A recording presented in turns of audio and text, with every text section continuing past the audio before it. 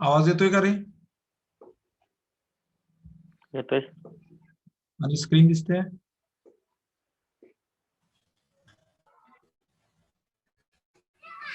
Screen दिसते का? हो सर. ओके. लास्ट लेक्चरला मला वाटतं आपले 4 पी झालेले होते, बरोबर? सॉरी 3 पी झालेले होते, 4 पी राहिलेले होते, म्हणजे 4 पासून पुढे राहिलेलं होतं.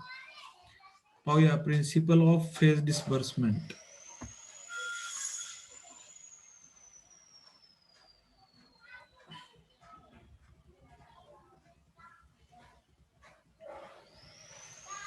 The principle underlines that the loan amount needs to be distributed in phases. मी तुम्हाला स्क्रीनशॉट काढून घ्यायला सांगितले होते, ते घेतलेत का रे? रिप्लाय द्या मला जरा. स्क्रीनशॉट काढून घ्यायला सांगितलेले होते तुम्हाला. हॅलो,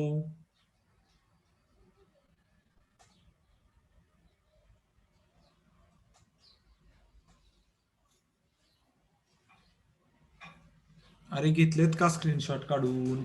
पाठीमागच्या लेक्चरला सांगितले होते काढून घ्यायला.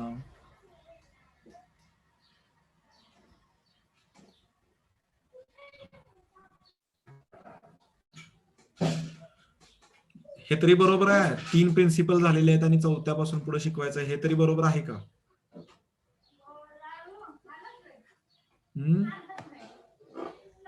Principal of phase disbursement. These principle underlines that the loan amount needs to be distributed in phases so as to make it productive, and at the same time banker can also be sure about the proper end use of the borrowed funds. Example, loan for digging wells. Digging wells म्हणजे विहीर खोदण्यासाठी घेतलेलं कर्ज.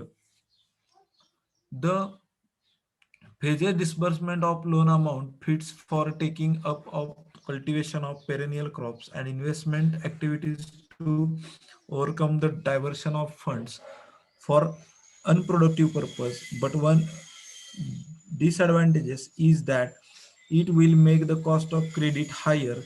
That why the interest rates are higher for term loan when compared to the crop loans. म्हणजे phase disbursement का महत्वाचा आहे?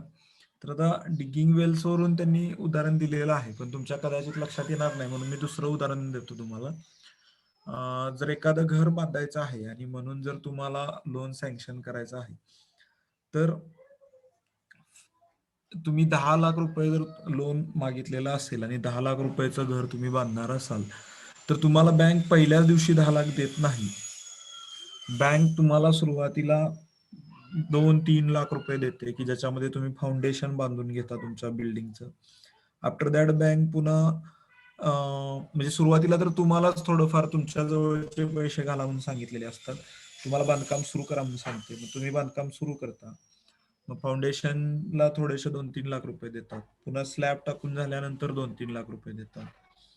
त्यानंतर ज्यावेळी कलर वगैरे होईल त्यावेळी राहिलेले पैसे देतात. म्हणजे बँक असं का करते, असं फेजेस मध्ये का लोन देते? तर त्याचं एक रिझन आहे. काय रिझन आहे? तर प्रॉपर युटिलायझेशन झालं पाहिजे. जर समजा बँकेने एकदम 10 लाख दिले, तर एखादी व्यक्ती काय करेल, ते 10 लाख रुपये दुसरीकडे कुठेतरी वापरेल. पण सुरुवातीला 2 किंवा 3 लाख रुपये दिले आणि फाउंडेशन बांधल्यावर म्हणजे फाउंडेशनसाठी 2 ते 3 लाख रुपये दिले, आणि जर त्या व्यक्तीने नाही ते फाउंडेशनला पैसे वापरले, त्याने दुसरीकडे कुठे वापरले, तर पुढचे 7 लाख बँक देणार नाही ना. बँकेच्या लक्षात येईल की या माणसाला दिलेले पहिले 3 लाख याने कुठे वापरले, दुसरीकडे वापरले. फाउंडेशन केलं का? नाही केलं. हा, पण त्याने फाउंडेशन बांधलं असेल तर पुन्हा बँक पुढचा चेक देईल की जेणेकरून तो स्लॅब टाकेल. मग त्यानंतर सुद्धा जर त्याने चेक दिल्यानंतर जर ते पैसे स्लॅब साठी वापरले, खरोखर बिल्डिंग बांधत तो स्लॅब पर्यंत गेला, तर बँक पुढचे पैसे देईल.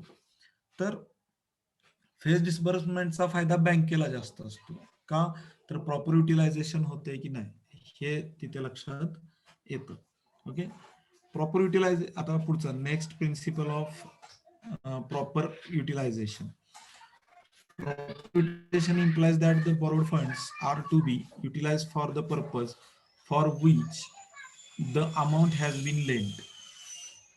It depends upon the situation prevailing in the rural areas. Wise, the resources like seeds, fertilizer, pesticide, etc. are free from adulteration.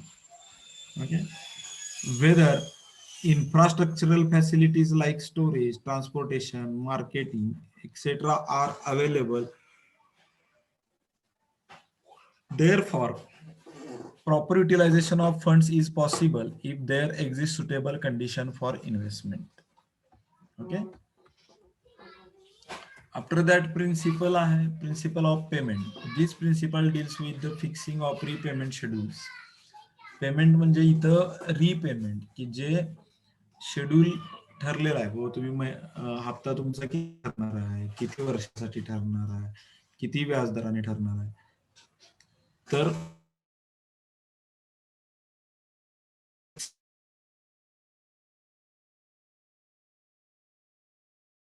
Institutional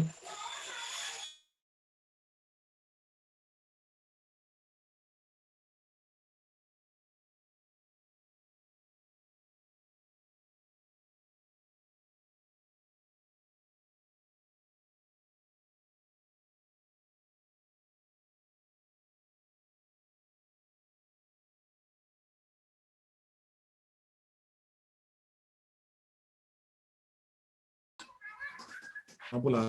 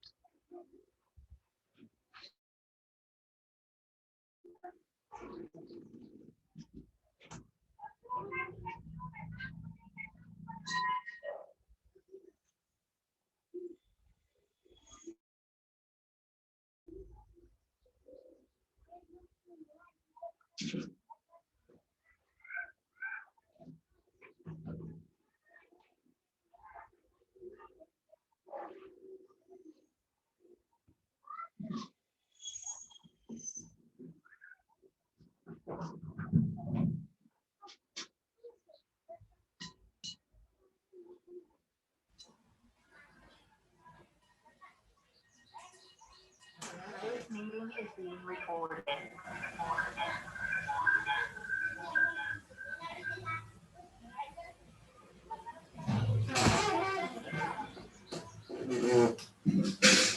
Principle of protection. Oh, no, sorry, principle of payment. This principle deals with the fixing of repayment schedules of the loans advanced by the institutional financial agencies for investment, credit advance to irrigation structure, tractors, etc. The annual repayments are fixed over a number of years based on the incremental returns that are supposed to be obtained after deducting the consumption needs of the farmer. With reference to crop loans, the loan is to be repaid in lump sum because the farmer will realize the output only once. A grace period of 2 to 3 months will be allowed after the harvest of crop to enable the farmers to realize reasonable price for his unfavorable weather condition. The repayment is not insisted upon immediately under such condition the repayment period is extended besides assisting the farmer with another fresh loan to enable him to carry on the famous business farm business. म्हणजे काय सांगितलेलं आहे तर repayment मध्ये ज्यावेळी repayment schedule ज्यावेळी आपण करत असतो तर आपल्याला बरेच वेळा जे कोणी जॉब होल्डर आहेत त्यांचा पर मंथ सॅलरी जमा होत असतो बरोबर. त्यामुळे आपण पर मंथ त्यांचा इन्स्टॉलमेंट म्हणजे हप्ता आपण ठरवू शकतो. पण ज्यावेळी शेतकऱ्याचे काय पर मंथ पेमेंट जमा होत नाही त्याचं कसं असतं सीझन असतो बरोबर. त्यामुळे काय होतं त्यामुळे त्याचं प्रोडक्शन झाल्यानंतरच जो काही असेल तो इन्स्टॉलमेंट पे केला जातो किंवा रीपेमेंट घेतला जातो. ओके, मग त्याच्यासाठी त्याला काही पिरियड बॉन्ड करून द्यावा लागतो. तर जेणेकरून काय असतं की डिस्ट्रेस सेल वगैरे जो आहे आता त्याच्यामध्ये otherwise the farmer will resort to distress sale. म्हणजे जर त्याने जर लोन पहिला घेतला असेल त्या क्रॉपसाठी तर काय फायदा होईल तर त्याला डिस्ट्रेस सेल स्ट्रेस सेल करायची गरज नाही. का तर त्याच्याकडे कॅपिटल रेडी असणार आहे, तो त्याच्यातून चांगलं हार्वेस्टिंग घेऊ शकतो, चांगलं प्रोडक्शन घेऊ शकतो आणि थोड्या कालावधीसाठी ते होल्ड पण करू शकतो. पैशाची लगेच त्याला आवश्यकता नसणार आहे. का तर बँकेने दिलेले आहेत ते त्याच्याजवळ अवेलेबल आहेत. Okay, after that 7 is principle of protection because of unforeseen natural calamities striking farming more often. Institutional financing agencies cannot be keep away themselves for extending loans to the farmers. Therefore, they resort to safety measures while advancing loans. बघा, काही वेळा loan देत असताना बँका काही safety features घेतात किंवा safety म्हणून काही गोष्टी तुम्हाला करायला होतात. लाईक समजा तुम्हाला अॅनिमल लोन द्यायचं आहे तर अॅनिमल इन्शुरन्स काढा म्हणून सांगतात, इन्शुरन्स कव्हरेज घ्यायला सांगतात.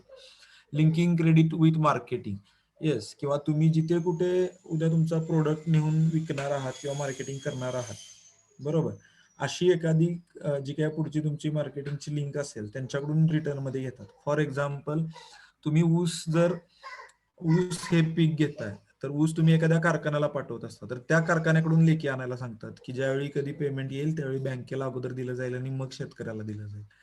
तर लिंकिंग क्रेडिट विथ मार्केटिंग, समजतंय. तर त्या प्रोडक्ट तुम्ही जो काही तुमच्या फार्म मध्ये प्रोडक्ट होणार आहे, जसं मी आता शुगर केनचं उदाहरण दिलं, तर तुम्ही तो ऊस कारखान्याला घालता पण कारखान्याचं बिल जे आहे शुगर केन बिल जे काय आहे शुगर केन फॅक्टरीचं तर ते शेतकऱ्याला मिळायला पाहिजे. पण ते शेतकऱ्याला मिळायच्या अगोदर त्याच्यातून बँकेचा जो काही पेमेंट ठरलेलं आहे ते अगोदर नील होतं आणि मग राहिलेले पैसे शेतकऱ्याला मिळतात.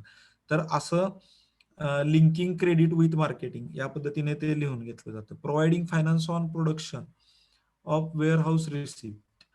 हा, इथं एक दुसरा भाग काय आहे की जर तुम्ही आता शुगर केनचं उदाहरण दिलं पण समजा आता पेरिशेबल कमॉडिटी म्हणजे व्हेजिटेबल्स वगैरे असतील आणि किंवा ग्रेन्स, इस्पेशली ग्रेन्स म्हणू शकतो आपण की providing finance on production of wear house receipt. आणि ग्रेन्स हे आपण स्टोरेजला टाकत असतो किंवा वेअर हाऊसला टाकत असतो तर वर सुद्धा लोन दिलं जातं. Taking sureties, banks advance loans either by hypothecation or mortgage of asset. म्हणजे काय तर मग याच्या पलीकडे आणखी जाऊन काय टेकिंग श्युरिटीज म्हणजे काय तर bank advance loans either by hypothecation म्हणजे बोजा. मग तुम्हाला जर ट्रॅक्टर दिला असेल किंवा मशिनरी काय दिली असेल तर त्याच्यावर बोजा असतो आणि तो आरटीओ ऑफिसमध्ये ज्यावेळी त्या ट्रॅक्टरला नंबर मिळत असतो, त्या नवीन व्हेकल असेल किंवा जुना असेल त्याला जो नंबर पासिंग होत असतो त्यावेळी ते लोन तिथे त्या गाडीच्या वर बोजा आहे, हायपोथिकेट आहे, अशा पद्धतीने तिथे चढवलं जातं. आणि जर तुम्ही व्हेकल लोन घेत नसाल म्हणजे ऍग्रिकल्चरसाठी लागणारं व्हेकल म्हणजे स्पेशली ट्रॅक्टर, जर तुम्ही ट्रॅक्टर घेतलं तर ट्रॅक्टरवर बोजा असतो आणि जर ट्रॅक्टर न घेता दुसरं काय तुम्ही क्रॉप करत असाल तर मग जर कुठेच बँकेला असं लिंकिंग किंवा असं काय मिळत नसेल तर शेवटी तुमचं जे काय जमीन आहे त्या जमिनीला तारण ठेवलं जातं आणि मग शेवटी लोन दिलं जातं. अगोदर इतर गोष्टी बघितल्या जातात आणि जर काहीच होत नसेल तर मग शेवटी काहीतरी तुमचं असेट्स तिथं तारण ठेवलं जातं. Credit guarantee, when banks fail to recover loans advance to the weaker section, Deposit Insurance Credit Guarantee Corporation of India, DICGC, reimburse the loans to the lending agencies on behalf of the borrowers. आपल्या इथे कॉलेजमध्ये पण एक course आहे पहा, ACABC, agri clinic and agri business centre.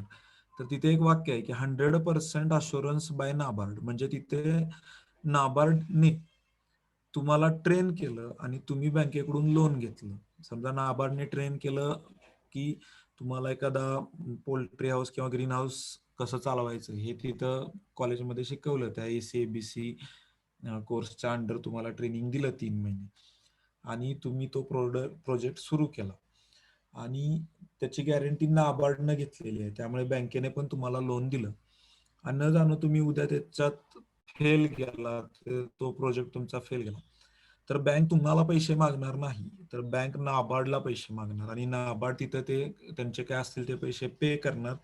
तुम्हाला file घेऊन बोलवणार, काय चुकलं वगैरे, तुम्हाला तुमचा इंटरव्ह्यू लागणार, तुम्हाला विचारणार काय चुकलं. जर त्यांना पटलं की तुमचं खरंच काय नैपत्तीमुळं किंवा काय दुष्काळ किंवा काय समथिंग प्रॉब्लेममुळे झाला असेल तर ते तिथं तुम्हाला माफ करतील. नसेल तर ते तुमच्यावर कार्यवाही करतील.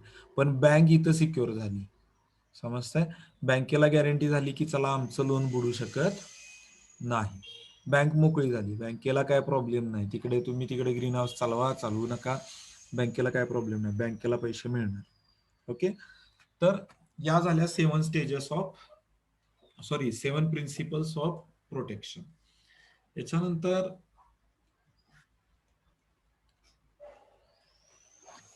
मेथड्स ऑफ आणि लोन ऍप्लिकेशन केल्यानंतर किंवा लोन कशा पद्धतीने प्रोसेस होतं तर त्याच्या स्टेप्स आहेत, बरोबर? तर पुढे स्क्रीनवर तुम्हाला दिसत असतील, स्क्रीनशॉट काढून घ्या. आणि स्क्रीनशॉट काढताय तर फास्ट स्क्रीनशॉट काढा. या 10 स्टेप्स आहेत की ज्या लोन देताना पाहिल्या जातात. ओके, आणि आता सगळ्यांनी हे ऑन करा, व्हिडिओ ऑन करा, तुमचे कॅमेराज ऑन करा.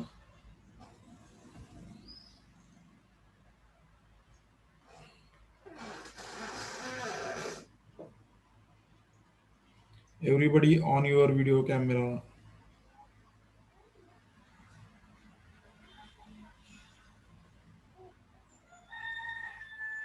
एवढ्या सूचना देऊन पण तुम्ही लोक पटकीन व्हिडिओ ऑन करणे.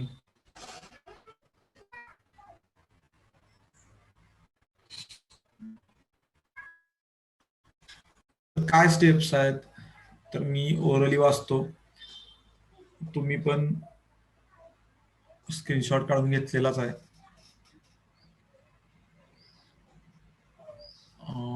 इंटरव्ह्यू विथ द फार्मर पहिली स्टेप्स असणार आहे, बरोबर आहे. इंटरव्ह्यू झाला पाहिजे, समोरासमोर भेटलं पाहिजे. After that submission of loan application by the farmer. त्यानंतर फार्मरने काय केलं पाहिजे, लोन ऍप्लिकेशन केलं पाहिजे. Okay, after that scrutiny of records. मग त्याने अप्लाय केल्यानंतर त्याच्यामध्ये काय डॉक्युमेंट्स जे लागणार आहेत, जसं 7/12 मॉर्गेज करायचं आहे किंवा काय, तर त्याची सगळी कागदपत्र अगोदर बघावी लागतील ना. त्याचं नाव काय, त्याचं गाव काय, तर ती सर्व कागदपत्र स्क्रुटिनी केली जातील, त्यातली लागणारी आहेत ती ठेवली जातील, नको ती फार्मरला रिटर्न दिली जातील. Visit to the farmers field before sanction of loan. मी काल परवाच कधीतरी सांगितलेलं होतं की विजिट साठी येतात. ओके, आणि प्रत्येक बँकेचा एक तरी फील्ड ऑफिसर हा असतो जो प्रत्यक्षात फील्डला जातो आणि खरंच तिथं ज्या गोष्टीसाठी लोन मागितले ती गोष्ट तिथं सुरू आहे का हे चेक करतो. After that criteria for loan eligibility. मग ते चेक झाल्यानंतर कोणत्या क्रायटेरियामध्ये बसवायचं, सबसिडी लोन आहे क्रॉप लोन आहे, व्हेकल लोन आहे, होम, जे काय असेल ते तुमचं, तर त्या क्रायटेरियामध्ये बसवलं जातं. आफ्टर दॅट तुम्ही टाकलेली अमाऊंट आणि तुम्हाला देऊ शकत असलेली अमाऊंट, तुम्ही 10 लाख मागाल पण तुम्हाला देऊ शकतायत 5 लाखच, तर 5 लाख हे सँक्शन आहे. तुम्ही डिमांडेड 10 लाख आहे पण 5 लाख हे सँक्शन आहे. मग sanction of loan he process तिथं पूर्ण होते. त्यानंतर सबमिशन ऑफ रिक्विसाइड डॉक्युमेंट्स, आणि मग त्यानुसार तुम्हाला जे काय ऍडिशनल डॉक्युमेंट्स लागतील ते तिथं लिस्ट दिली जाते किंवा ते पुन्हा ऍड करून रिक्वायरमेंट त्याची सांगितली जाते. After that disbursement of loan, आणि इथं आपल्याला बरेच वेळा वाटतं की संपलं, लोन मिळालं म्हणजे प्रोसेस संपली, तर तसं नाहीये. After that post credit follow up measures, म्हणजे त्यानंतर सुद्धा बँक फॉलोअप घेत असते आणि त्यानंतर असते ते रिकव्हरी ऑफ लोन. ओके, आणि त्यानंतर ज्यावेळी केव्हा तुमचं लोन क्लिअर होईल त्यावेळी तुम्हाला एनओसी देतील आणि that is recovery of loan.